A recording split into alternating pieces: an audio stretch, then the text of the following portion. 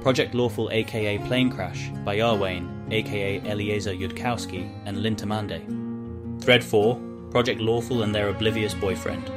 Episode 97.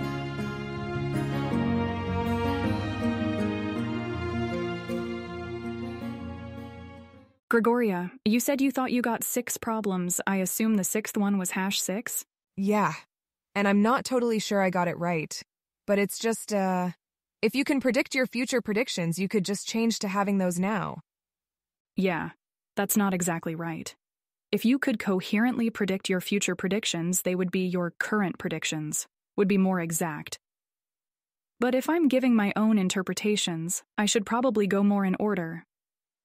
Asmodia starts by giving a less incoherent and rambly version of what she said to Sevar 1.5 days ago, about Keltham's problem #1. At the point where Asmodia describes how, with the full headband on, she could almost see the thoughts inside herself sort of warping and twisting to try to reach out to other things she believed or observed, and claim credit for having predicted them, even though they wouldn't really have predicted that. In order to hold themselves in place, Keltham starts to look a little worried.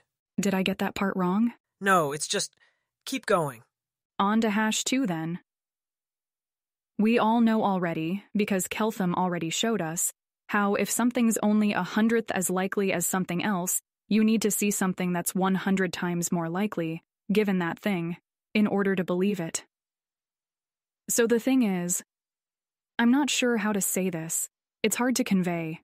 What I was seeing with the headband on, that's like the equivalent of logic, but governing the things that people usually argue about. It's the equivalent of which conclusions follow from which premises, for things that aren't true across all worlds. It's why Keltham complains that our books don't make any sense. The books say, this thing happened, that isn't all that unlikely. And they don't say how likely it is in other worlds or prove it's less likely there. And then the book says, well, therefore you must be in this world.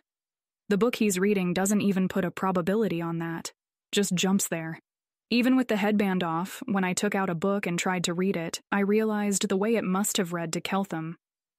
You need, depending on how you look at it, 2 or 3 pieces of information to feed into a lawful reasoning step that goes from observing something to a probable conclusion about it. You need to know how relatively likely 2 theories seem to be compared to each other, before the evidence. I'm not sure where the very first probabilities come from before there's any evidence at all, but don't tell me yet. Keltham, I want to see if I can get that on my own, and you need to know how much probability both of those theories put on something you saw.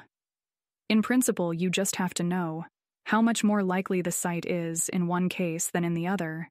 But I don't see how you'd often end up knowing the ratio without knowing the pieces. When I was hoping I could calm down after taking off the artifact headband, I took a random history book in our new library and flipped through until I got somewhere interesting at all. It was about the assassination of the prefect of Tandak 50 years ago. The author argued that the assassin probably came from White March because of which gate they'd use to enter the city, which is the gate you'd use if you arrived at a harbor that ships from White March use, and the author didn't say anything about whether any other prefectures also sent ships to that harbor or who else used that gate. It was like that thought hadn't occurred to them at all.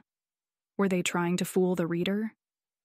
Then that sure only works to fool very stupid and unlawful readers, doesn't it? Was it put out by a government office in Taldor telling people what they're supposed to think? Maybe. But even then, you'd think they should at least bother to lie about that, about no other prefectures sending ships to that harbor. If you don't include the probabilities of other prefectures sending ships to that harbor, it's like, you're not even bothering to argue. You might as well print the whole chapter just saying, White March did it, and it would say the same thing. Nothing we've thought in Galarian up until this point has been remotely lawful. We've been talking gibberish from the standpoint of any lawful outsiders trying to listen to anything we say. And it's not just about the big things that are in history books. It's like looking into the dining hall to see the food there. It would look and smell the same with a major illusion.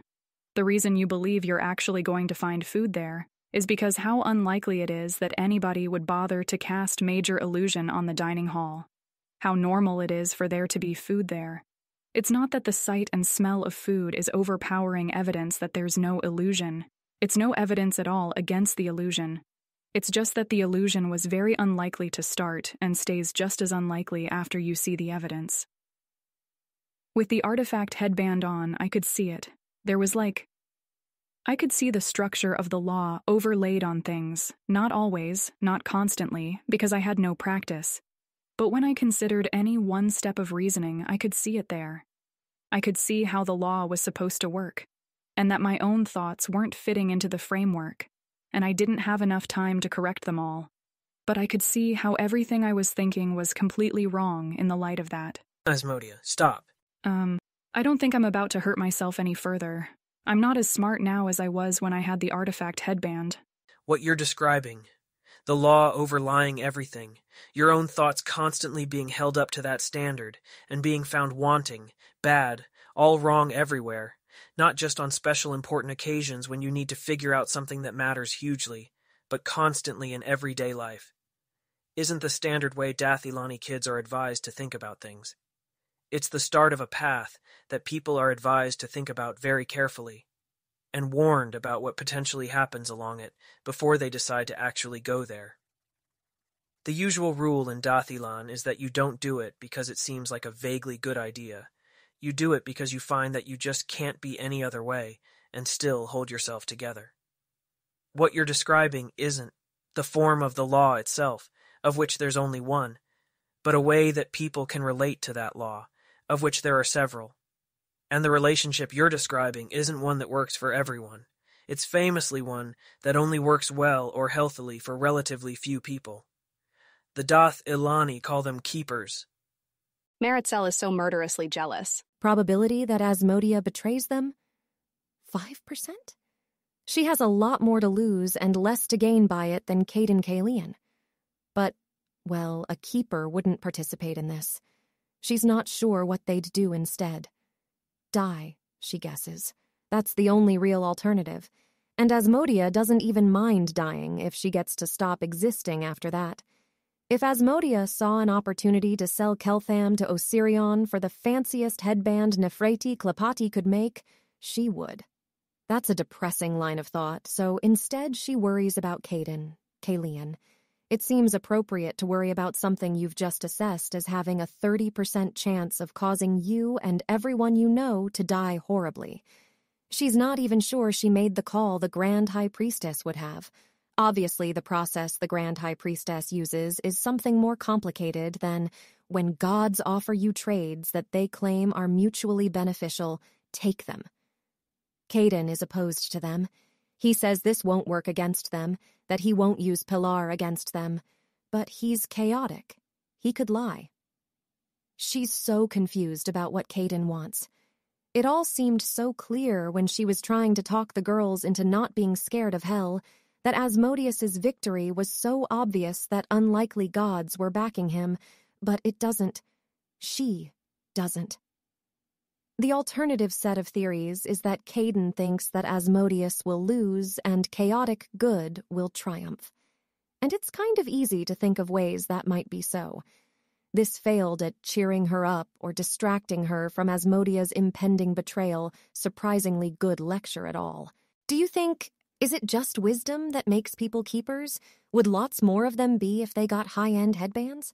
The problem is, I'm guessing, because this is something we all didn't spend a lot of time thinking about for obvious reasons, is that the keeper structures and styles of thinking are maybe not that hard to invent.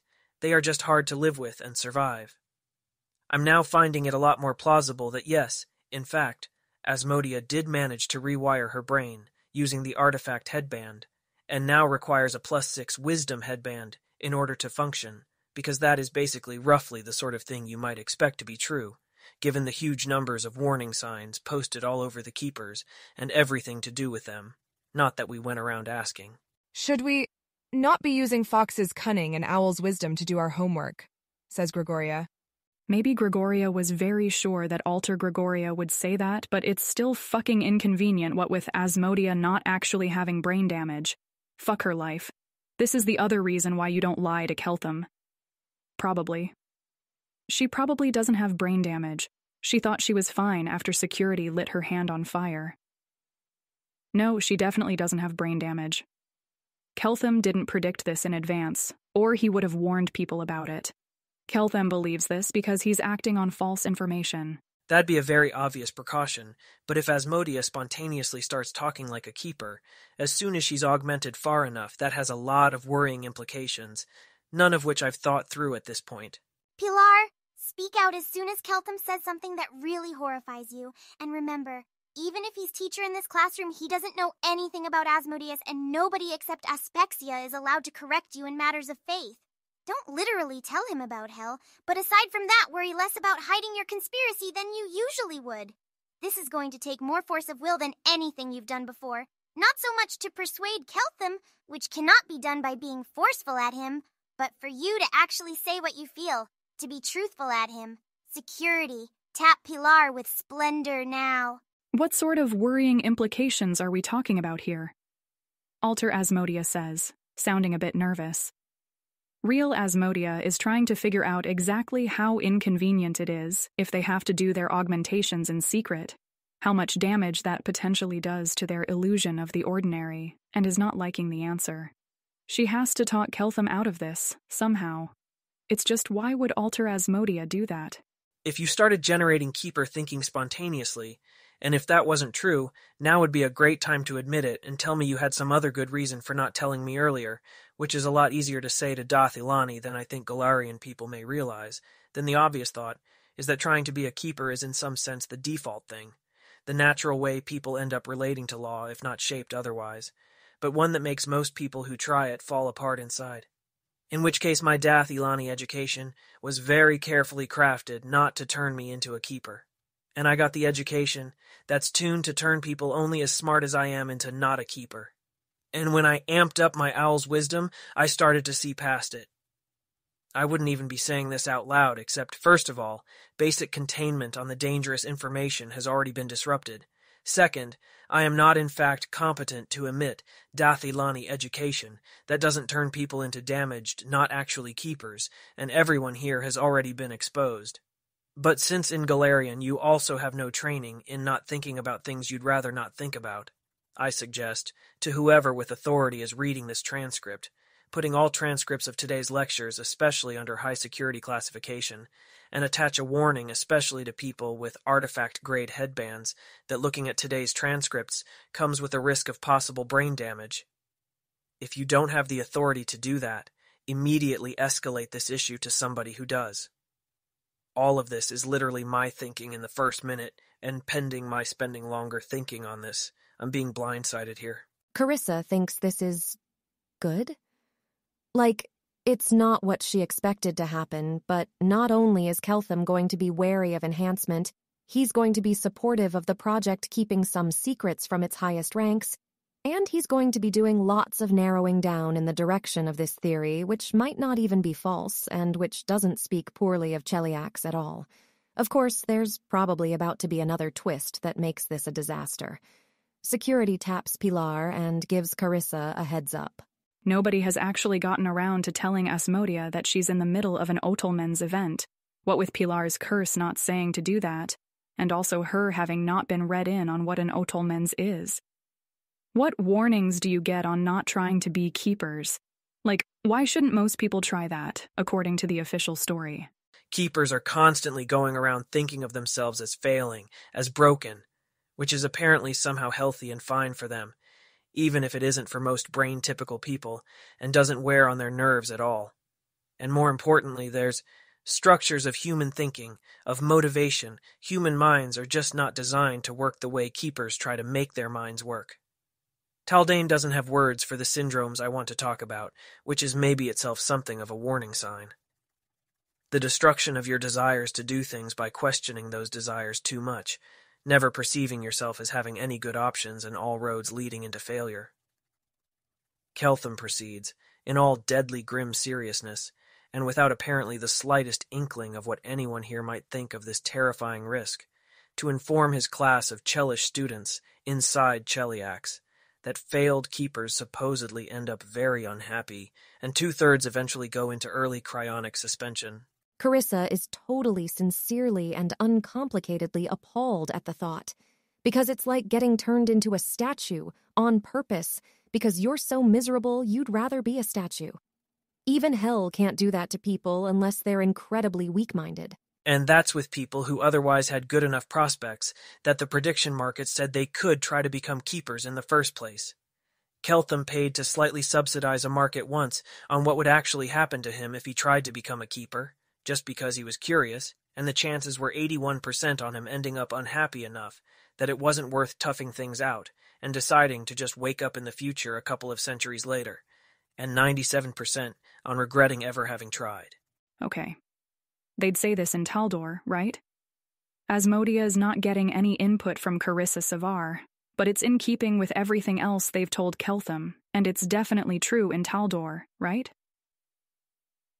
Keltham, it's possible that what civilization considers to be an enormous risk to its population of safe, happy, rich people is not quite the same as what somebody from Galarian would consider to be a really drastic risk.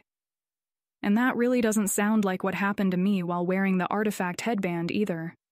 I wasn't getting sadder while I was figuring out the law. I was incredibly happy, maybe literally happier than I've ever been.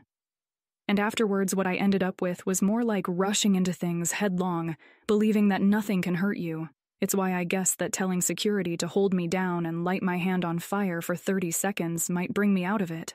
97% chance of regretting having tried something is a pretty good reason not to try it.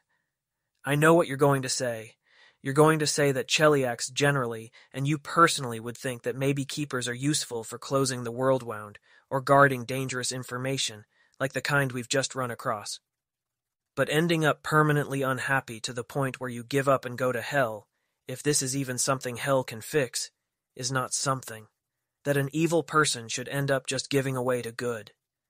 If I believed otherwise, for myself, having any good tendencies of my own and a much better picture of the risks, I'd have already asked to put on the most powerful headband available so I could save everyone in Galarian faster, which I didn't, because it's not just suicide, it's personality suicide. Possibly worse, based on my limited past experience with permadeath from flying machines, than just going to Abaddon and ending up somewhere else afterwards. I'm doing enough for good, and don't need to do that much more at the expense of sacrificing all the other pieces of myself that also get a vote. I am not, personally and selfishly, comfortable with the prospect of disintegrating the personalities of people I know and are coming to like, of watching that happen to them knowing I was responsible. And the thought of it happening to Carissa in particular, I'm noticing, is something I can't face, even though I can guess by now some of what she'll say.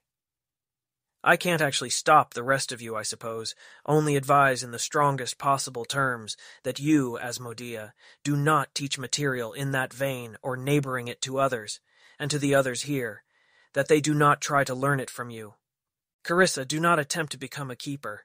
Also, do not try to persuade anyone else here to learn that or teach that. That is an order from me, not as your employer, but as your Keltham. Take that fucking back. Pilar? Seaver's not exactly like me, but she's enough like me that I know exactly how much you just... And you. You don't get to make that decision for me either. You have no fucking idea what any of this means to somebody who actually has any faith in Lord Asmodeus. Pilar hasn't learned self-control the way everyone else in Cheliax has needed to. Security? This seems like a dominate person sort of situation. Grab her and recover somehow. Now. I'm listening. I've known for as long as I can remember that I'm something flawed and wrong. When I was old enough to understand the teachings of the church at all, I heard the priest of Lord Asmodeus say that we were made wrong because we had something called free will, and I knew it was true, somehow, even though I now realize I had no idea what that meant until meeting you and hearing about the law and hearing Asmodia talk just now. I was told there was no hope of fixing it until I got to hell. I believed that, they believed that, so I was content to let people probably less broken than I am correct me when I was wrong and hurt me in that correction, so I didn't need to feel guilty for having been wrong. I asked for orders from people better than I was, and obeyed them, because when I did that, I was doing the best that a mortal possibly could. Maybe they were wrong orders sometimes, but if so, it wasn't my place to say, and I didn't need to think about it. When I was given orders by better people and could just obey them, I was being as right as it's possible for a mortal to be. Maybe in death, Elan people like me would end up very unhappy because there's no Church of Asmodeus there to take care of them. When I imagine living in your world, I sure do imagine going right into the cold the next day. Maybe that's why there aren't any people like me left, where you're from. This isn't Death Elan, here we have Asmodeus. And most importantly, not that you understand this, not that you maybe can understand this. It's incredibly clear to me that what Lord Asmodeus wants is for me to learn the proper law and the proper way of relating to it, not whatever crippled version they teach non-keepers in Dath Elan. It's possible that this is the most important thing Asmodeus wants out of Project Lawful in the first place, for his people to be able to become keepers, which means that's what's going to happen. Period. You have no concept of what it's like to give yourself to a god, to follow them.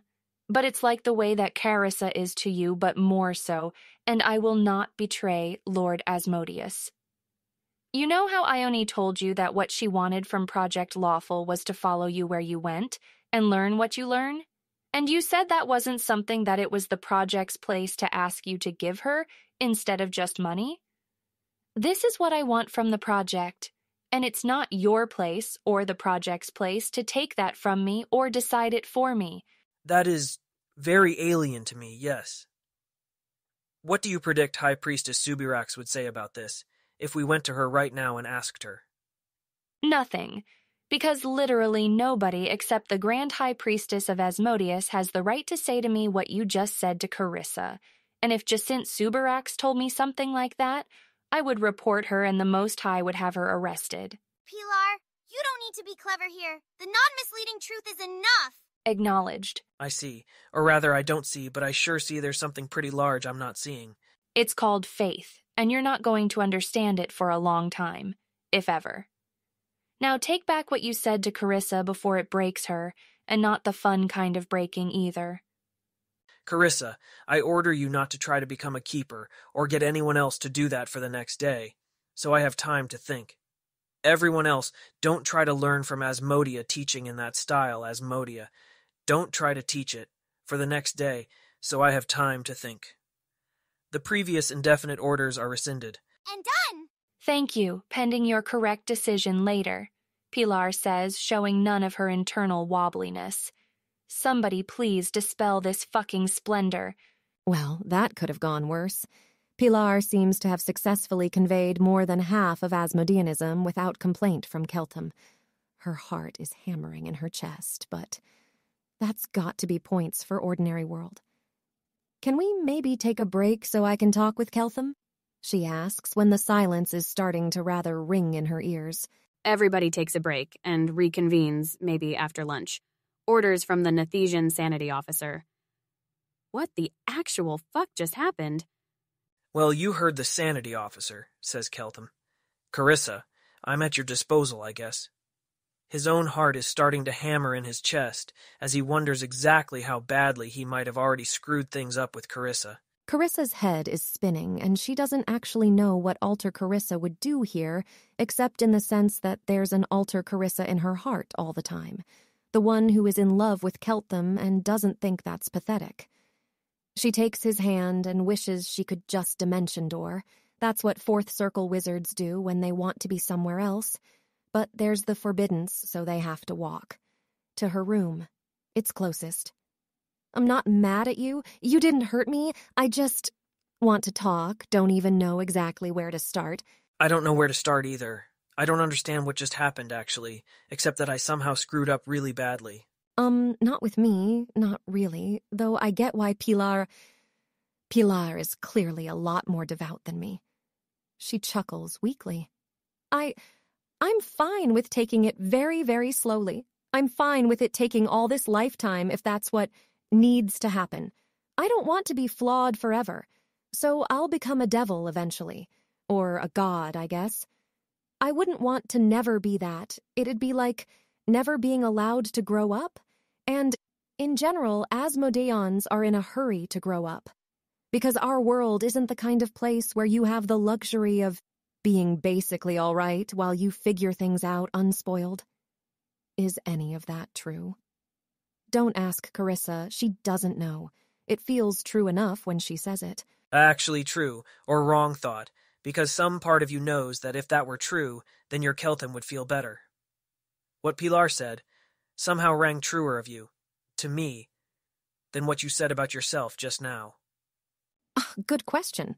I don't know. Not obviously wrong thought, where it feels wrong as soon as you say it. Okay, so separating this out a bit, Pilar would be really unhappy in Dathilan. I don't know if I would, except about the only 97% chance of an afterlife. I wouldn't have this, wouldn't have you, wouldn't know to look for it. I can already see the bits of Dathilan that would if I'd met them first, just kind of get in the way of who I am, and also no one in Dathilan has any power in the sense I find attractive, so I'd be slightly unsatisfied on that front, but I don't think it'd be the worst thing. I worship Asmodeus. If he didn't exist, I'd lose something, but not nearly as much as Pilar. Should I keep going into further bits, or was anything about that confusing? I maybe shouldn't be saying this myself. I don't expect you have any training in how to hold on to yourself. You're you, when people seem to be telling you that you are something else, something not quite true to who you are.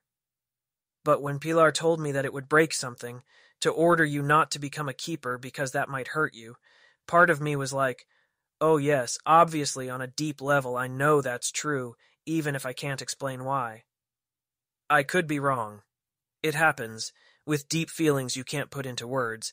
That's why selection on heritable variation shaped humans to use words for thinking, too, and not just deep, unverbalizable senses of truth. It's the thing I wanted the instant I first saw it. To have the law and be perfect and not have to wait 1,000 years until hell is done with me. To wear the fanciest headband I can get my hands on at all times. To understand everything.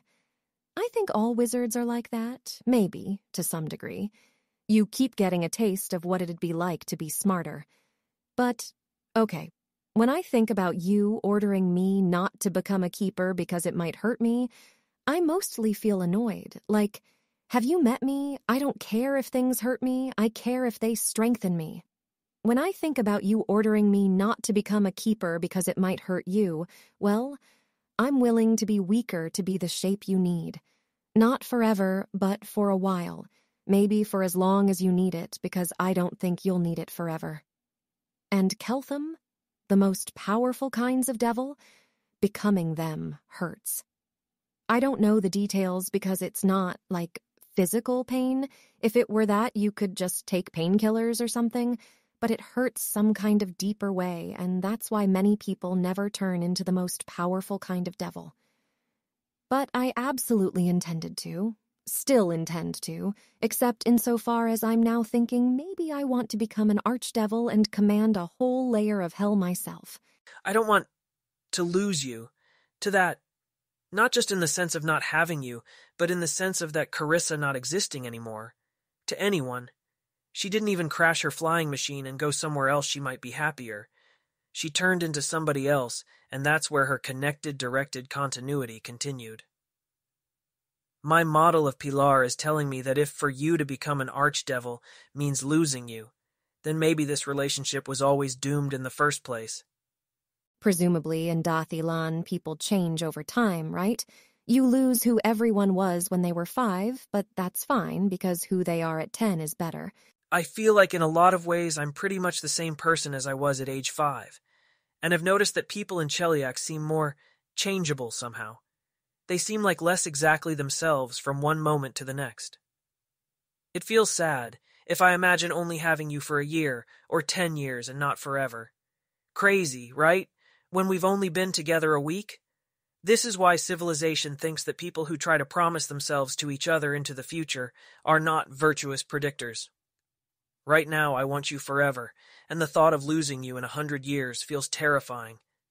And I don't know how I'm supposed to coherently reconcile that with the probability of my changing my mind in another 2 weeks, after we've stayed together twice again, as long as we've stayed so far. Well, I don't think you're going to stay the same in 200 years, and I bet when you're whatever you become, you won't actually want a Carissa who is as small as she started out. The word bet continues to mean only one thing.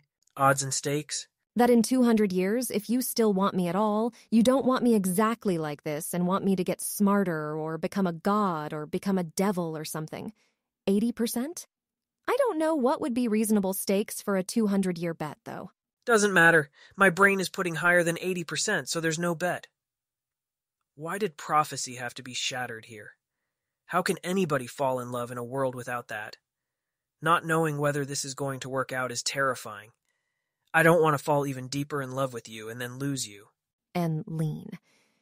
Pilar thinks Asmodeus wouldn't want us to be weak, and asking us to be weak is asking us not to listen to him. Sort of. I don't know that she'd say it that way, but I think she's onto something. But if the will of the gods is knowable at all, and often it really isn't, they're doing excessively complicated things you can only see corners of.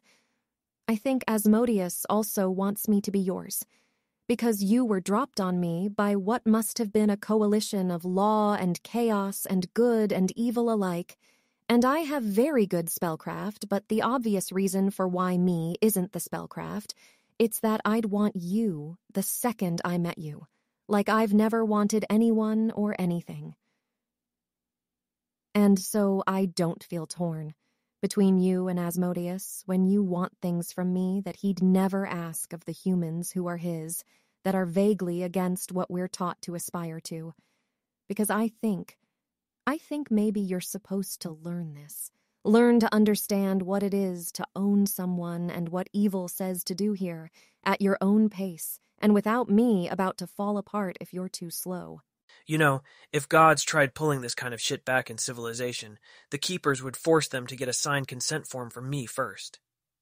I realized the alternative was literally my true death, and that there was no way to have me read or sign while I was on the plane, and the gods are incredibly limited on comms bandwidth. But even so, Carissa, even so.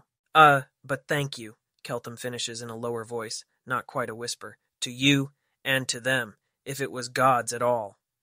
Conditional on all of this actually working out, to be clear.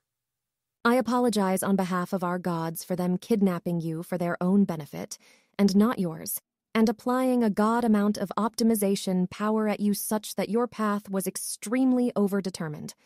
Taldane has a single word for that. I think if your god was part of the coalition, then it checked whether you would have agreed with full information, at least.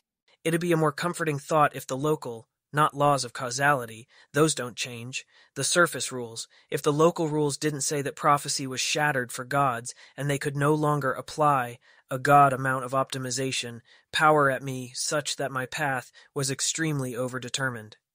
Which means, first of all, there might be a big probability of a bad ending, even if on net that's outweighed by probabilities of better endings. And second, that it likely wasn't gods in the first place. Maybe delegates from good and evil and lawfulness and chaos all signed on. I doubt they wrote the contract, even my own god. I don't think we're supposed to think about the gods when we're together. I think we're supposed to work things out for ourselves. The more we do that, the less expensive optimization they have to apply, and also the less they get to determine our futures using values that maybe aren't exactly our values. I wonder if that's like the literal opposite of that faith Pilar was talking about, based on the sound of the word. There's something there, but I suspect it of being really complicated. And she doesn't have permission from the Grand High Priestess to raise the question of how to make mortals better at obeying gods, even indirectly, as she'd be tempted to here. I think of faith as mostly being like, when I'm confused, I don't know the answer, but I know that it's known. I know Asmodeus has it, even if I would have to become as a god to understand it. But as I said, I'm not as devout as Pilar, and if you want to hear the actual proper articulation of it, you'd want to ask Subirax. There's a saying about theology that anything you came up with yourself by thinking about what feels right is almost definitely heretical. About how unprofessional, selfish in excess of standard evil expected by Cheliax. Am I being, if I tell everyone that we're not reconvening for another couple of hours, and tell you to go wait for me in our cuddle room, You can grab light food first if you want, and they've got it. Or I guess Pilar probably has it otherwise, and come to you in maybe 5 to 15 minutes. I'll send a message to you if it's going to be longer than that. But how much would I be inconveniencing everyone, and how much political capital would I be burning? I think that is considered a wholly normal, chellish amount of selfishness, and I, for one, will be relieved, as I am whenever you're evil. I guess it might make hiring another dozen researchers before we've got results to show slightly harder. But if I were someone high up in the government, I'd be glad you were taking care of yourself. I'll go do that then. So, says Gregoria to the room after not only Keltham and Carissa, but also Pilar and security have wandered off. Was that planned or... Planned by someone, let's all pray Asmodeus, says Maritzel darkly. I feel that somebody should be notifying me about these things. I feel that I was assigned a job, and that doing my job requires this information. Oh, suck on it, Asmodia. I worship the literal god of knowledge, and you don't hear me complaining about security never telling me anything. Why? Because they don't care.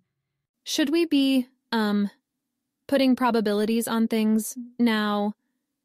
Peranza feels like she's just been informed that not applying Keltham's law is also heretical, and part of her just wants to keep on screaming and screaming. Are we doing that in Alter Cheliax? If so, then yes. So we have a paper trail to show Keltham. I think I'm not doing that in Alter Cheliax, because in Alter Cheliax, clearly, that was a totally fucking normal thing for Pilar to do, and none of us are the least bit puzzled, and now we all need to figure out why that would possibly be true. Carissa puts her hair down and stress prestidigitates it while she thinks. She has no idea what Pilar's curse is playing at, and she doesn't like it. Was it actually trying to help with corrupting Keltham? How? Is it corrupting for Keltham to realize he doesn't want his possessions to change? But he said 80% chance he does, eventually. Maybe it's the seed of possessiveness, controllingness. Doesn't seem like a very Caden Kalian thing to do, even if he is working with Asmodeus now. Is Caden Kalian just sincerely concerned about Carissa being held back from her true potential? The line between pride and patheticness is always confusing, but that feels well over it. Though, if she's going to fix Hell, given Hell's inevitable victory, perhaps the good gods will support her in making it slightly more good, if that's what she's doing, making a part of it. Carissa-shaped and therefore slightly more suitable for the flourishing of certain kinds of people. Okay, that feels more heretical than anything she's come up with so far, and not in the satisfying Asmodean thrill of learning the rules weren't meant for you way, in the rules were meant for you and you should have followed them way. Maybe Keltham will hit her, though, let's be real, probably not. All right. I'm going to ask what you're doing here, because we can't possibly have both had the same idea. Pilar is in an antechamber of High Priestess Subarak's office, composing a report to the Most High on, among other things, Caden Kalian interventions that seem worryingly like they might be trying to get her to trust her curse more and more, her curse turning her in for heresy. Whether Pilar should in fact trust her curse if it says something about an overlapping interest between Asmodeus and Broom's god, in a case where Pilar has no time to ask somebody else trusted for orders, and Pilar having just spoken a worrying amount of theology to a naive, impressionable outsider of importance to Asmodeus, and Pilar wants to check that she didn't accidentally mislead him. Because I spoke angrily to my teacher in class, and my faith now requires me to do certain things to be made right about that. Pilar answers. Keltham, plus now a new entry about how Pilar apparently feels a desire to be corrected for getting above her place in contradicting Keltham, even though Keltham is not actually her superior and is far, far below Pilar objectively speaking in Asmodeus's order. And also, if Pilar asked Subirax to correct her about her heretical desire to be corrected for contradicting Keltham, then Pilar feels suspiciously like, this is cheating cleverness, and she is actually really being corrected about having contradicted Keltham.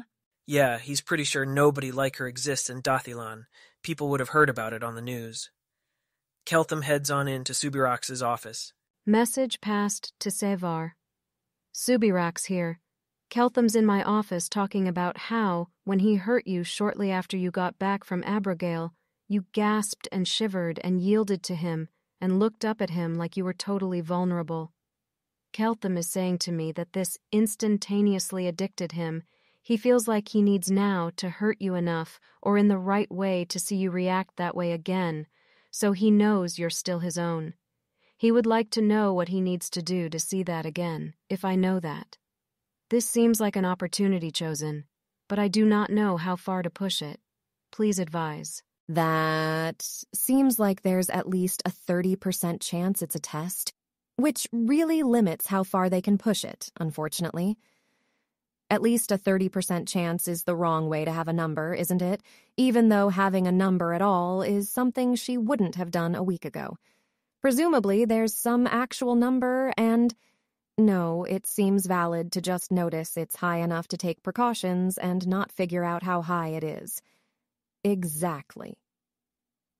The true answer that it seems like you could also give in Alter Cheliax is that on that day, it was far easier for Keltham to hurt me for real, and for me to believe that he could. And he'd have difficulty getting me to believe that now. And he has something of a reputation for doing difficult things, and you don't doubt he could, but he'd better be very sure he wants to.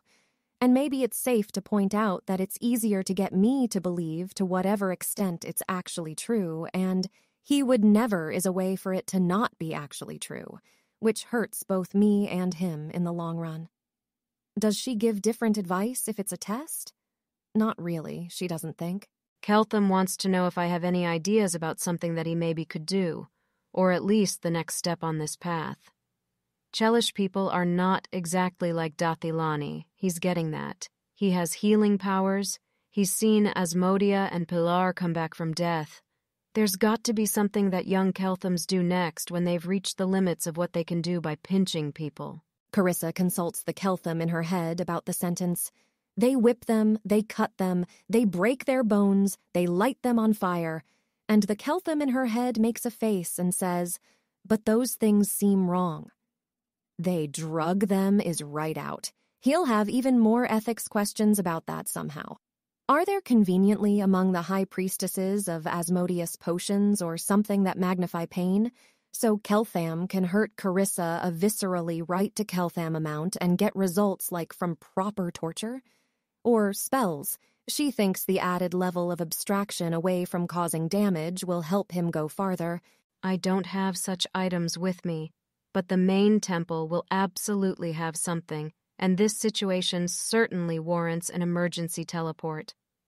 Shall I tell Keltham that I will need to spend some time looking through my personal storage, and will drop a few things off by his cuddle room door with written instructions, once I've found any? Also, Chosen, your directives in regards to actual pain levels or magnification levels. I am not sure you want me requisitioning an Agil for him. She doesn't really know. Lots of things hurt, and you embrace it and endure it, and there's no such thing as things hurting too much. It probably should be more than I can handle to have me properly frightened, but I don't want to need several days of recovery again.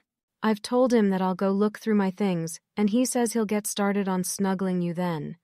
More than you can handle in which sense, Chosen.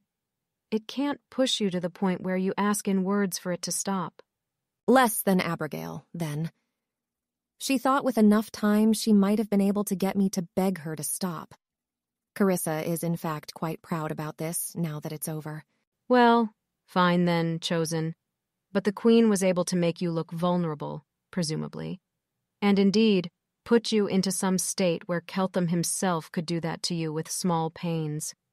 By some amount of torment short of what it takes to make you ask for something to stop. Apparently. Work with me here, Chosen. I'm somewhat regretting not following my first impulse to tell Keltham that I could do that to you, and should we perhaps try a threesome?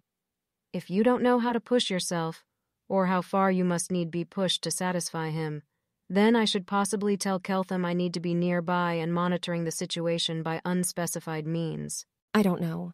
I think I will be able to attain it playing it by ear, if Keltham has any way to deliberately vary how much he hurts me, because he and I are going for the same thing here.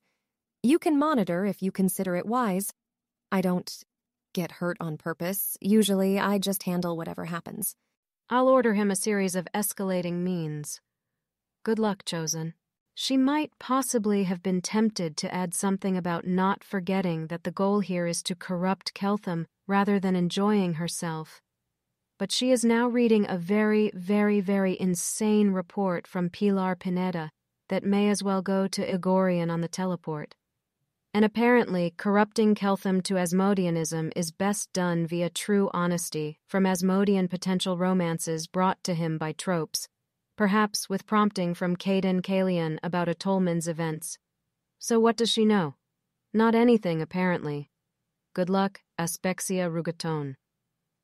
Hyacinthe would be pestering this Asmodia for corrigibility lessons, so long as they're both here, just in case it's that simple.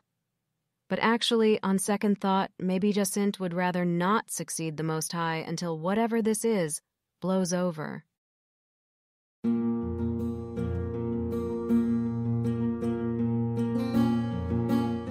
If you wish to support this AI reading and others like it, please visit patreon.com/AskWhoCastsAI. Any help is appreciated.